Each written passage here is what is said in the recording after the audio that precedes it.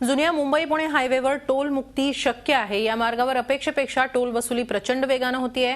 आतापर्यंत 875 कोटी रुपये टोल वसुली अपेक्षित होती, प्रत्यक्षात मात्र 1075 कोटी रुपये टोल वसुली या मार्गावर झाली आहे। माहितीच्या अधिकारातून ही माहिती समोर आली आहे। राज्याचे मुख्य माहिती आयुक्त रत्नाकर गायकवाड यांनी टोल संबंधीची सर्व माहिती वेबसाईटवर टाकण्याचे आदेश दिले होते।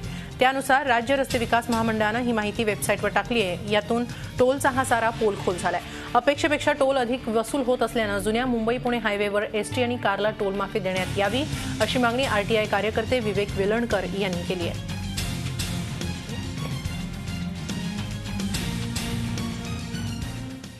मुख्यमंत्र्यांकडे मागणी अशी आहे की या जुन्या मुंबई पुणे रस्त्यावर कार आणि एसटी या दोघांना तातडीने आपण टोलमधनं मुक्त केलं पुढच्या 4 वर्षांसाठी, तरी सुद्धा कोणत्याही परिस्थितीमध्ये कंत्राटदाराचा कुठलाही तोटा होणार नाही, सरकारला कुठल्याही प्रकारे पैसे द्यावे लागणार नाहीत आणि जनतेचा फायदा निश्चितपणे होऊ शकेल।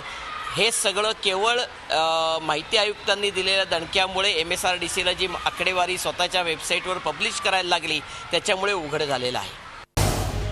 झी 24 तास रहा एक पाऊल पुढे।